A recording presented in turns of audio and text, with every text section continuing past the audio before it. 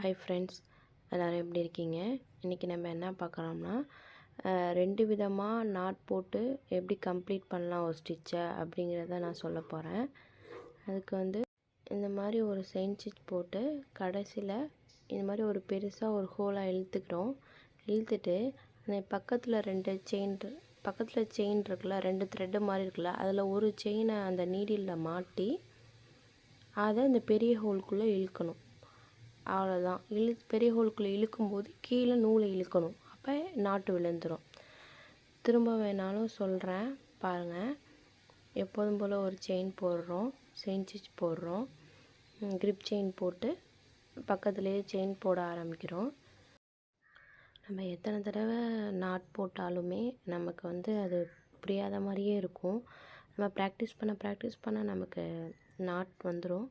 அதே மாதிரி செயினை பெருசாக இழுத்துக்கிட்டு அந்த பக்கத்தில் பக்கத்தில் ஒரு செயின் இருக்குது பார்த்திங்களா, அதில் மேலே உள்ள த்ரெட்டை அந்த பெரிய ஹோல்குள்ளே இழுக்கணும். அந்த பாருங்கள், அந்த நீடியில் நான் மாட்டி அந்த பெரிய ஹோல்குள்ளே மேலே இழுக்கிறேன், கீழேயும் நூலை இழுக்கும்போது அங்கே ஒரு லாக் விழுந்தோடனே நீடியில் வெளியில் எடுத்துடணும். அடுத்து இன்னொரு மெத்தடில் நாட் போடுறது எப்படின்னு பார்க்கலாம். அதுக்கும் இதே மாதிரி செயின் ஸ்டிச் போட்டுக்கலாம்.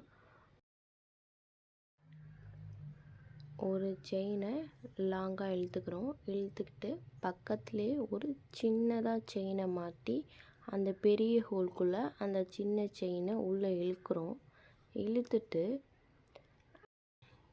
இப்போ அந்த பெரிய அந்த பெரிய ஹோல்குள்ளே நீடியில் விட்டு அந்த சின்ன ஹோலை பெரிய ஹோல்குள்ளே இழுக்கிறோம்.